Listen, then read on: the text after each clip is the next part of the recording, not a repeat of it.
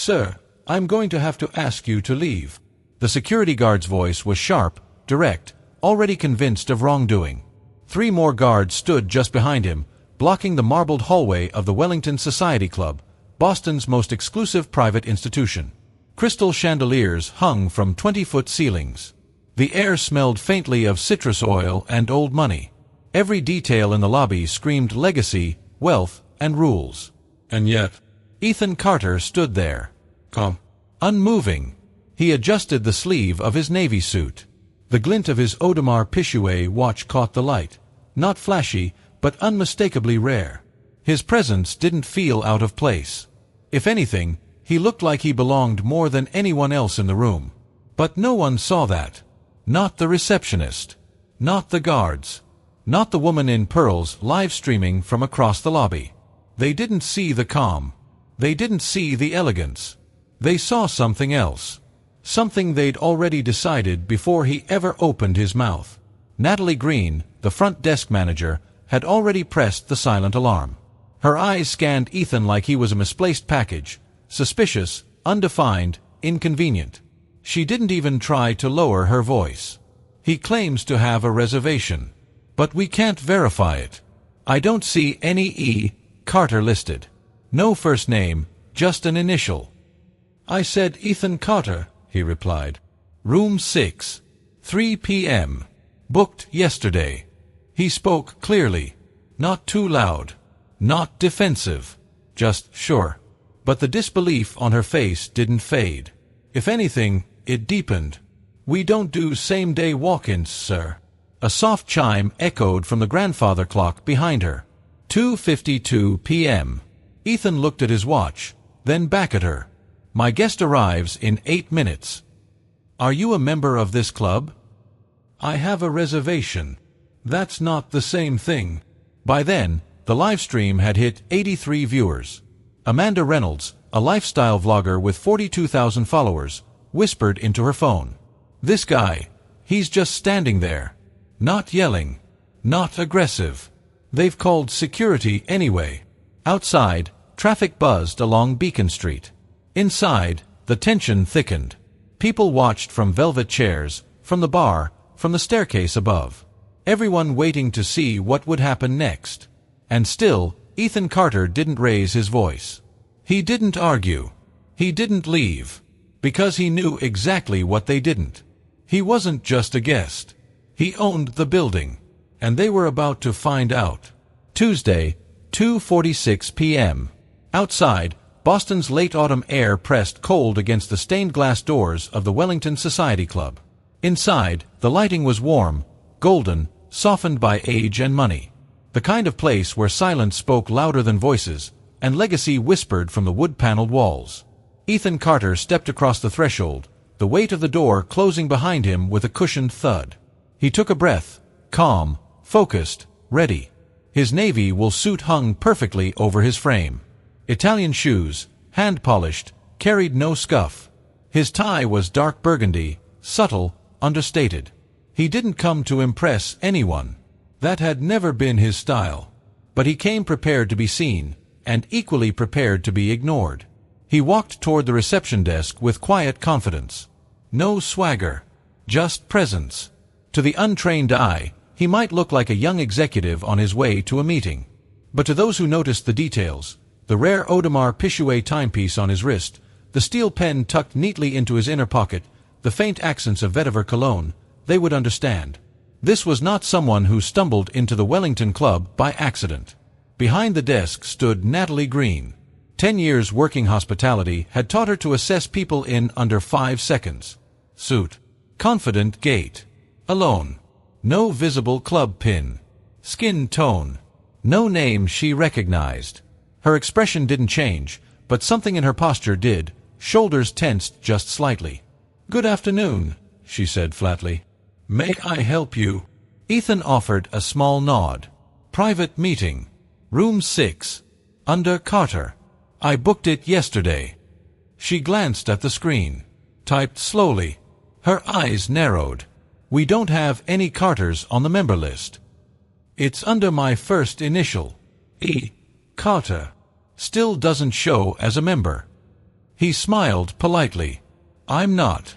I booked as a guest." "I see," she said. The tone in her voice cooled further, though it had never been particularly warm. Ethan leaned slightly forward, hands resting gently on the counter. Behind him, the chandeliers reflected soft golden light onto the marble below. The whole place gleamed like a page from a forgotten century. Everything about the club said exclusivity, power, privacy, and yet, not openness, not warmth, not welcome. Ethan had been here before. Not in this exact building, but in places like this. Spaces where tradition was a shield, where civility covered suspicion, where access was everything, and people still believed they could tell value just by looking at you. Natalie tapped her keyboard again, a little harder this time. "We don't normally allow non-members to reserve without referral." "My guest is a member," Ethan said calmly. "He's flying in from Seoul." She barely looked up. "Do you have his membership number?" "Not on me." "Then I'm afraid I can't let you access the meeting rooms." There it was. The firm line. Not a rule. A decision. She had already made up her mind the moment he walked in. And Ethan Carter knew it. The silence between them thickened. Natalie's fingers hovered over the keyboard. Ethan remained still, his hands folded neatly on the counter, not in defiance, but in patience. The receptionist's eyes flicked to his wrist again. She recognized the brand, barely. She recognized the posture, too. Controlled. Composed. But she didn't trust it. "I'm going to have to ask you to wait in the side lounge while I verify." Ethan gave a polite nod. "Of course." He stepped back, turning to the room. Plush leather chairs. Polished brass lamps. No one offered him a seat. A man in a gray blazer at the bar glanced at him, then quickly looked away. Ethan didn't sit. He stood near the wall, hands in his pockets, eyes scanning the details of the space. A painting of the Boston Harbor, dated 1891. A grandfather clock, ticking steadily. A wall of framed portraits, all white, all male, all staring into the past. He'd seen this exact script before. Different locations, different names on the door, but the same scene. People waiting to decide if he belonged. Natalie turned and whispered something into the phone behind the desk. She didn't look at him again. 2 minutes passed. Then 3. At 4 minutes, a voice crackled faintly over her headset. She pressed the button under the desk. Ethan didn't flinch. But he noticed. The security guard arrived from a side hallway. Mid-50s, buzzcut, built like someone who used to play football but now just watched it. His badge read, C. Doyle. He approached with polite stiffness, stopping just short of Ethan's space. "Everything all right, sir?" Ethan turned, offering a faint smile. "Yes. I'm waiting to be checked in. There seems to be a mix-up." Doyle nodded, glancing toward the front desk. Natalie didn't respond. "We've had some incidents lately," Doyle added. "People trying to access the club without clearance." Ethan raised an eyebrow. "And what do those people usually look like?" Doyle blinked, then exhaled through his nose. "Just doing my job, sir." "So am I," Ethan replied softly. "I'm here for a business meeting. Room 6, 3 p.m. The guard didn't step closer. But he didn't move away either. Across the lobby, someone else had noticed. A young woman in a camel coat, seated on a velvet bench by the fireplace, casually pulled out her phone. Her name was Tasha Reynolds, lifestyle vlogger, influencer, observer of quiet tensions. She tapped her screen once. Then again. A red dot blinked to life. She was now live. Her voice, just above a whisper, slid into the stream. "Okay, so there's a guy being blocked by security. He's literally just standing there." Her camera panned to Ethan. Still motionless. Still silent. Then to the guard. Viewers joined quickly. 12. Then 28. Then 64. Back at the desk, Natalie's voice grew sharper. "Sir, if you don't have physical proof of your membership or your guest's information, we'll have to ask you to leave." Ethan didn't raise his voice. "I'm not a member. My guest is." He'll be here in less than 10 minutes. Then you can wait outside." The comment struck harder than she intended. Ethan looked toward the door, then back at her. "In 38-degree weather?" She didn't answer. "I see," he said quietly. Tasha's live stream count jumped to 142. The lobby grew quieter. Someone at the bar lowered their newspaper. A couple by the elevator turned their heads. And still, Ethan stood. Not to fight. Not to perform. But to be seen for who he was. Or, more precisely, to let their reactions reveal who they were. The number on the screen kept climbing. Tasha Reynolds glanced down at her phone as her viewers passed 200. Then 240. Then 289. She hadn't planned to stream today. She was just early for her mother's birthday lunch, waiting in the Wellington lobby like any other well-dressed guest. But when she saw the scene unfold, one man, calm, composed, being slowly surrounded by uniforms and protocol, she knew exactly what was happening. She'd seen it before. Everyone had. Only this time, it wasn't happening in a grainy video from a subway platform. It was happening right in front of her. And she was filming it live. "If you're just joining," she whispered into her mic, "this man has been waiting for almost 10 minutes. He says he has a reservation. They've called security. He's not yelling. He's not causing a scene. But they won't let him stay inside." Her chat lit up instantly. "What's his name? Why won't they check the reservation? This is disgusting. He's literally just standing there." Tasha tilted her phone slightly. The camera caught Ethan Carter from the side, upright posture, arms relaxed, expression neutral. Then it moved to the receptionist, still typing furiously into her system. And the guard, standing just a little too close, like a warning with a heartbeat. "They're treating him like a threat," she said softly. "But look at him. That's control. That's grace." By now, the stream had passed 500 viewers. Hashtags began appearing in the comments. Hashtag Wellington Watch. Hashtag Let Him Stay. Hashtag Same Story Different Zip Code. Someone recognized the location. A local account tagged the club by name. The Wellington Society Club, Beacon Hill, Boston. That tag changed everything. Because now it wasn't just strangers watching. Now it was people who'd been inside those doors. People who'd attended fundraisers, weddings, board meetings. The messages poured in. "Is this real? I've been to that club. Unfollowing if they don't fix this immediately. That guy looks familiar. Is he someone important?" And still, Ethan said nothing. He looked down at his watch. 2:56. Then back up at the clock mounted on the wall. The second hand moved forward with all the patience he had practiced his whole life. A second guard arrived. The lobby stiffened.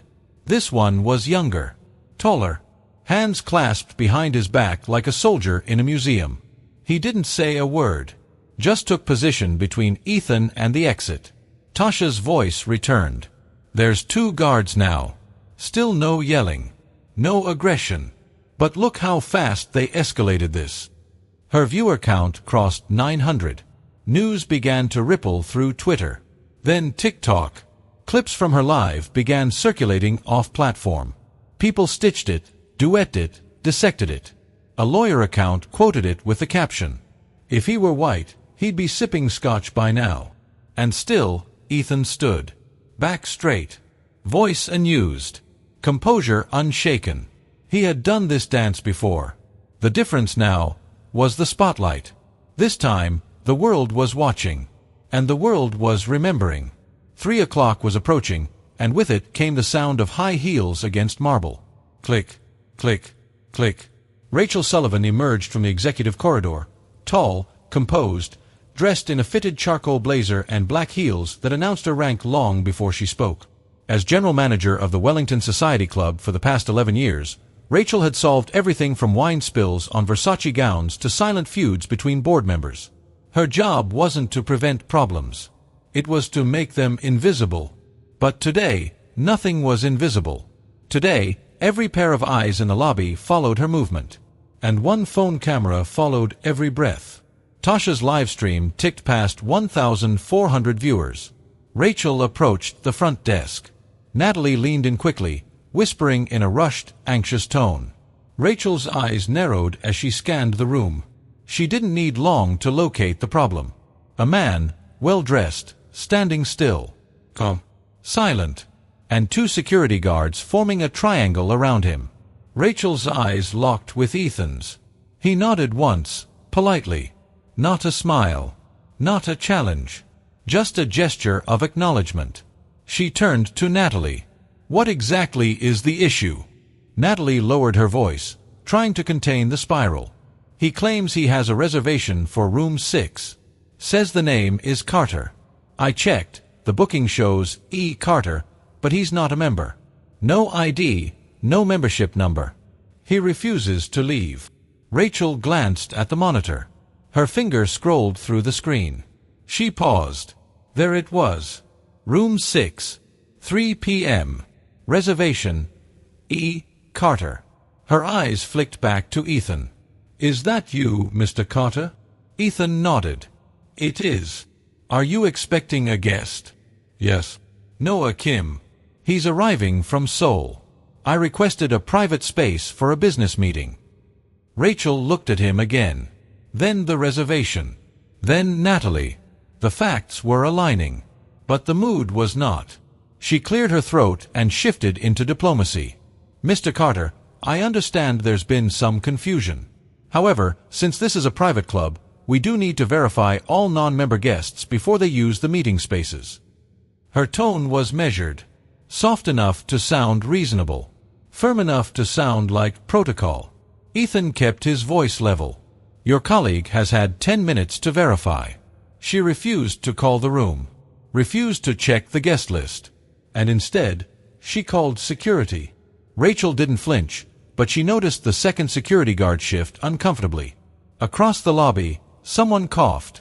The atmosphere had changed. Not loud, not chaotic, but charged. Rachel straightened her back. "If you'll just step into the side office with me, Mr. Carter, I'm sure we can resolve this quickly." But Ethan didn't move. "Respectfully," he said, "my guest expects to find me in this lobby when he arrives. And he'll be here any minute now." Rachel paused. She felt it, the shift in power. Something intangible but heavy. He wasn't nervous. He wasn't posturing.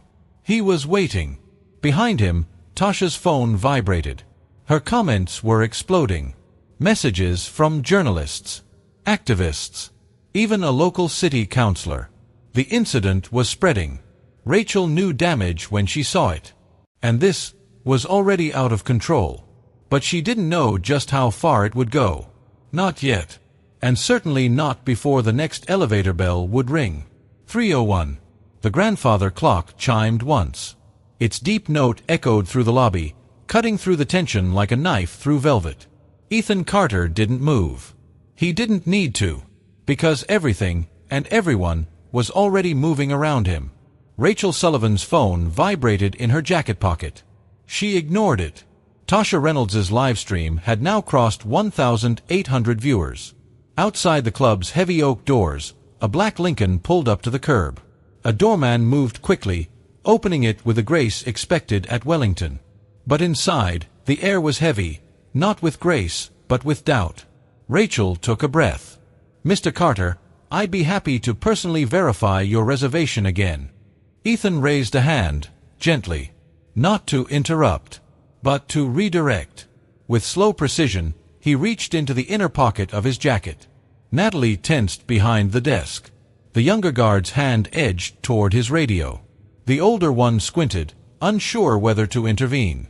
Ethan paused, not for drama, but for clarity. "Before anyone overreacts," he said softly, "let me show you something." He pulled out a business card. Clean, white, matte finish, minimalist font. No logo. He handed it to Rachel, who took it with some hesitation, her fingers brushing his. She read the name silently. Then once more. Her mouth opened, then closed again. She looked up at him, color draining from her face. The card read, "Ethan Carter, Chief Executive Officer." Carter and Rowe Holdings. Below the name, in small print, a line of text. Parent company of the Wellington Society Club. The lobby seemed to freeze. Even the digital sounds, elevator dings, ambient jazz, the soft clink of bar glassware, seemed to fall away. Rachel blinked twice. You're the CEO. Ethan nodded once. Yes.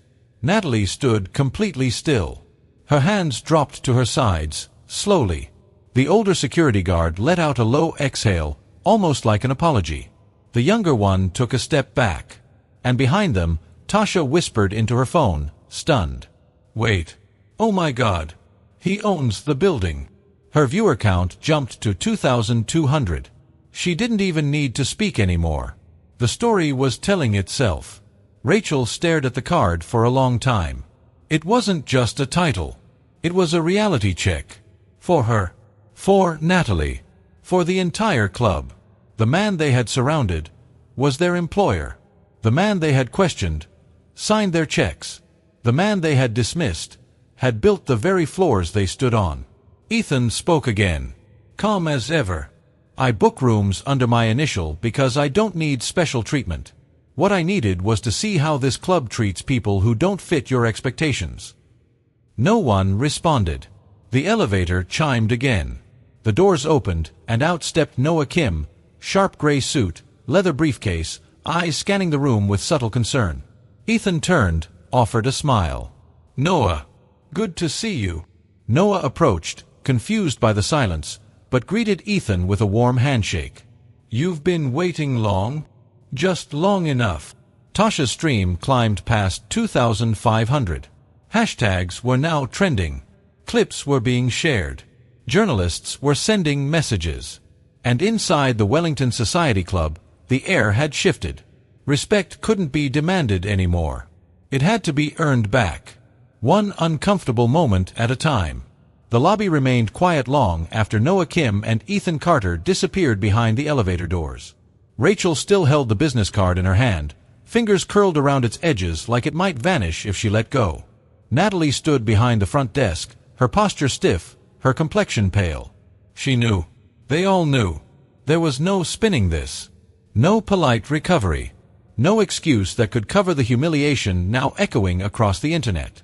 Because the man they had questioned, the man they had profiled, interrogated, and subtly dismissed, hadn't just been a guest. He was the owner.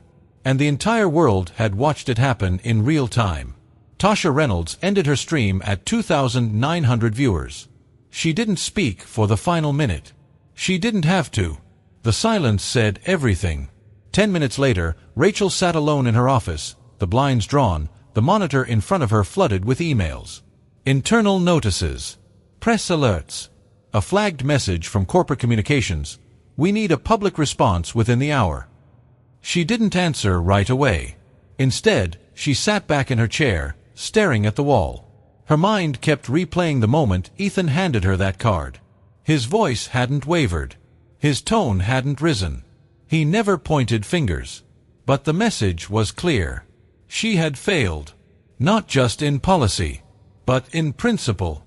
A knock at her door broke the spiral. It was Natalie. Her eyes were red. Her hands clutched a folder, thin, manila, unmarked. She stepped inside slowly, saying nothing at first. Then, I wrote my resignation. Rachel didn't speak. I know there's no undoing what happened, Natalie continued. But I need to take responsibility for it. Rachel reached for the folder, hesitated, then looked up. Do you understand what went wrong? Natalie nodded, tears forming again. I judged him before he said a word. I looked at his face, his clothes, and assumed he didn't belong. I made it about membership. But it wasn't about that. Not really. It was about me. Rachel exhaled. For a brief moment, neither of them were club employees. They weren't defending rules or protecting tradition. They were just two people, reckoning with what they had allowed to happen in plain sight. Rachel set the folder on her desk. I'll process it this afternoon, she said softly. Natalie nodded once, then left the room. Across town, the story had already reached major news outlets. Social media lit up with headlines. CEO profiled in his own building. Grace under pressure. Ethan Carter responds with silence, not rage. Wellington Society Club faces backlash over viral confrontation. The emails kept coming. Messages from longtime members. Some furious. Some apologetic. Some asking how they could help fix what was broken. But others, more quietly, thanked Ethan for showing restraint, for not letting rage rewrite the narrative, for using dignity as a mirror, because what they saw in that mirror wasn't flattering. Upstairs, in the executive lounge, Ethan poured 2 glasses of water and handed one to Noah Kim. The conversation they'd planned, about mergers, capital expansion, property in Singapore, would have to wait. Noah set his briefcase down. What happens now? Ethan took a long sip. Change, he said. That's what happens. The elevator doors closed behind them with a soft hush. Inside the private meeting suite, everything was in place. Floor-to-ceiling windows bathed the space in crisp afternoon light.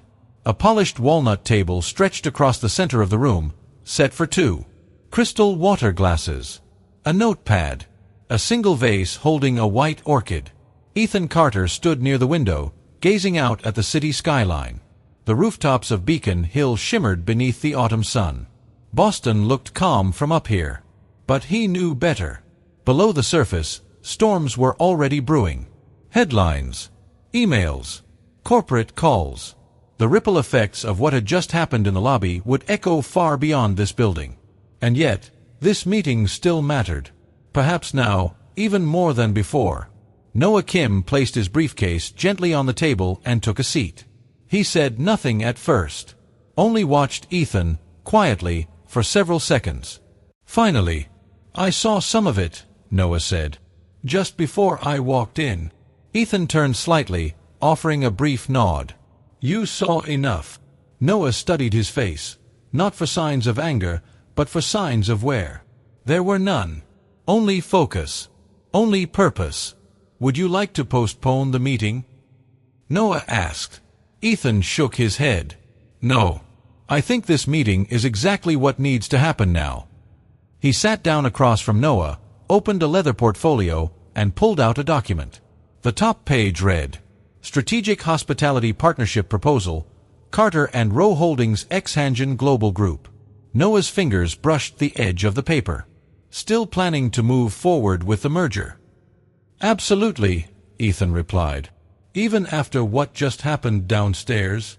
Ethan looked up. Especially after.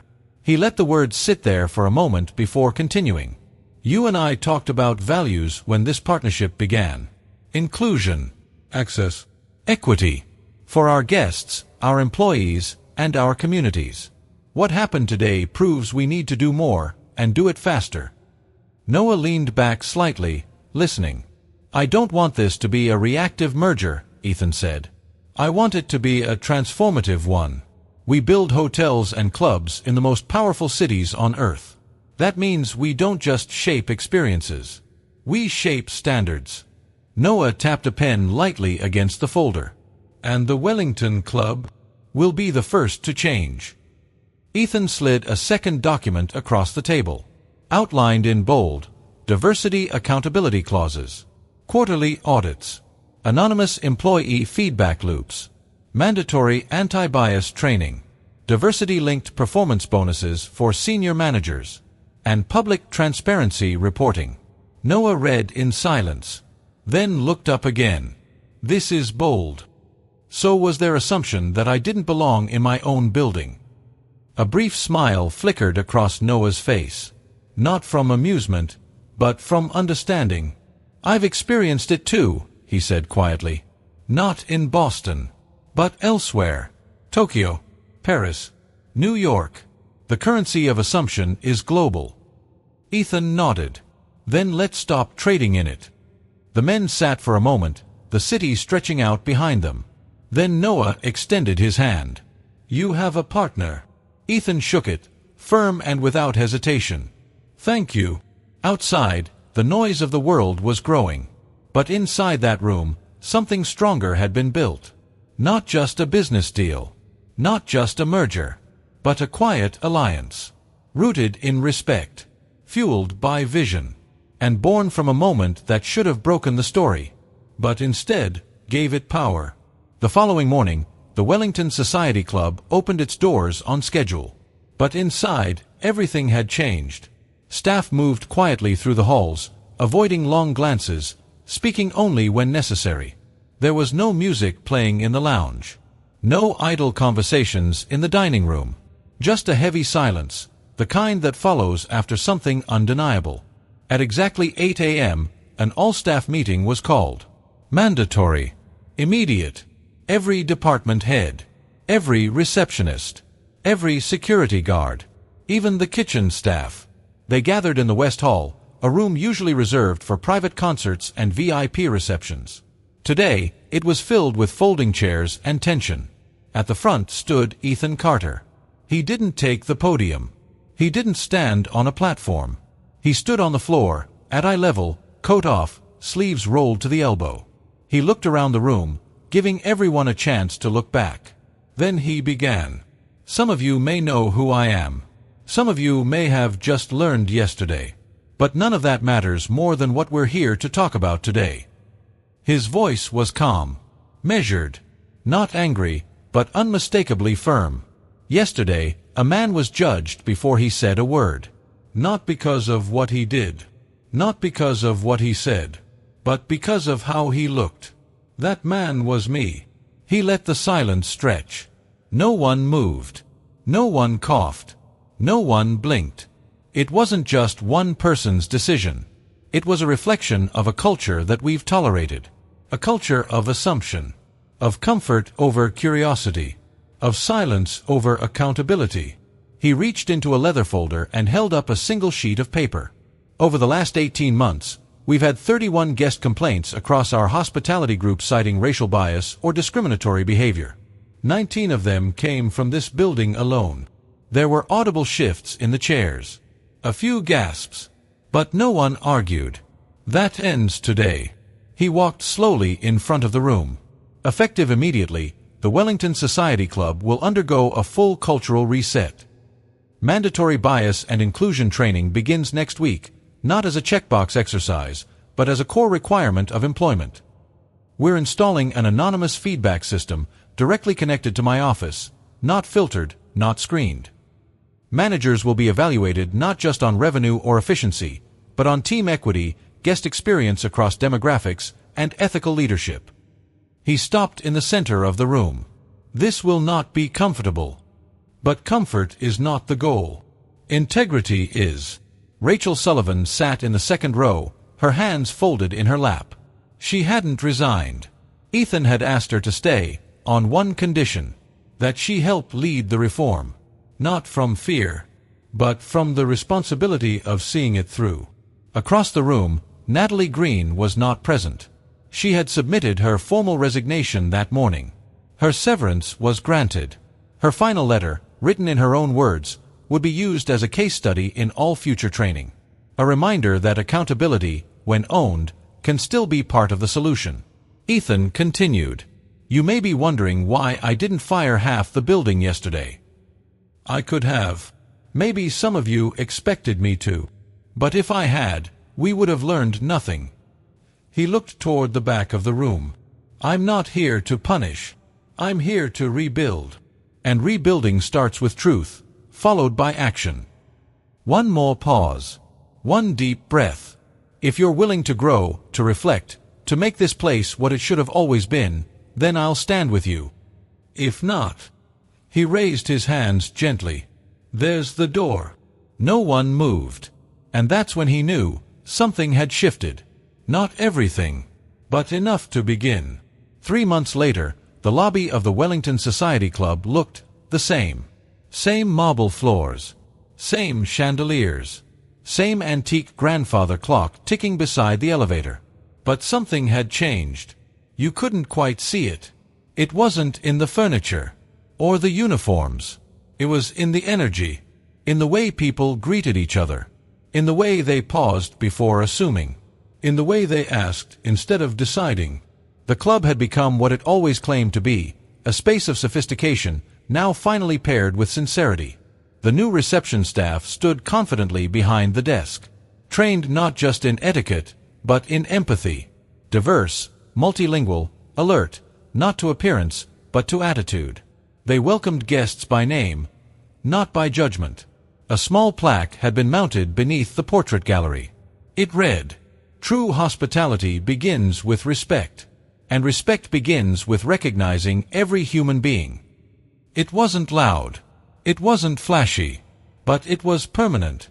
In Ethan Carter's office, a stack of letters sat on the edge of his desk. Some were from former guests, some from CEOs, some from students, and one, written in delicate handwriting, came from a retired doorman in Chicago. "I watched what you did. I've lived with moments like that my whole life, but I've never seen one handled the way you did. Thank you for not yelling, for not walking away, for staying, because now people are listening." It wasn't viral anymore. It was something better. It was real. The incident had become a case study at 2 Ivy League business schools. A hospitality conference in London opened with a keynote titled "Dignity Over Drama." Tasha Reynolds, the woman who filmed it all, had signed a book deal. Her first chapter was simply called "He Stood Still." But perhaps the biggest shift came not from media, but from policy. Across all 47 properties under Carter & Rowe Holdings, new hiring practices had been implemented. Bias training became a quarterly requirement, not a one-time box to check. Every regional manager was now required to shadow frontline staff at least once per quarter. Guest satisfaction was no longer measured in numbers alone, but in patterns of behavior. And complaints? They dropped by 41% in the first 90 days.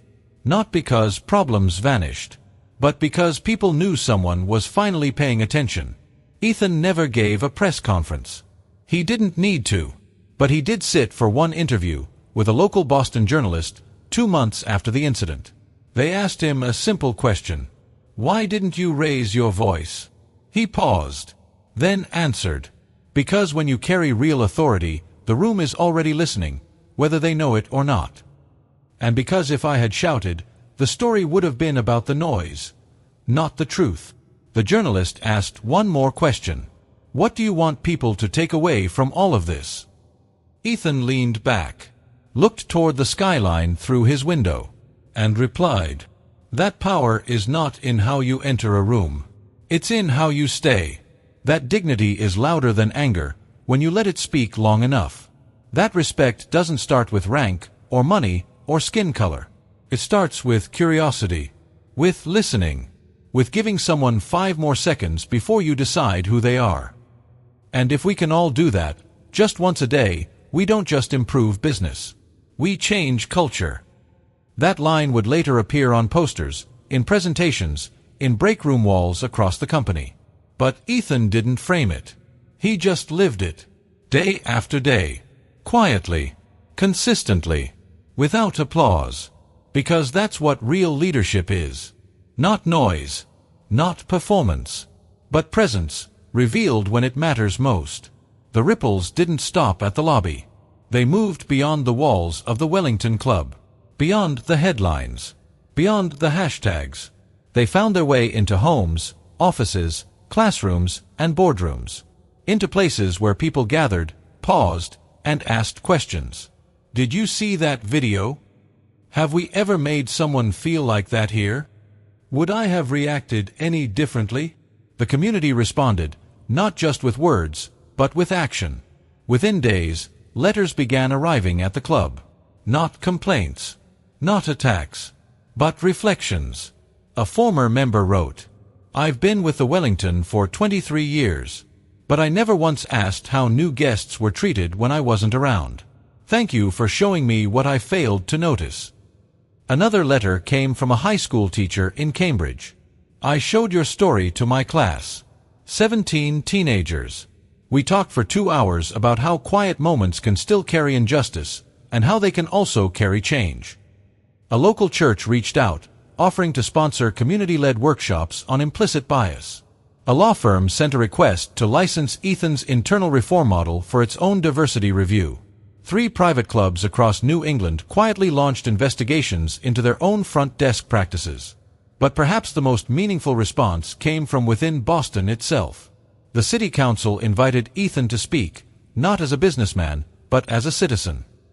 He stood before a crowded chamber and said, "This isn't just a story about what happened to me.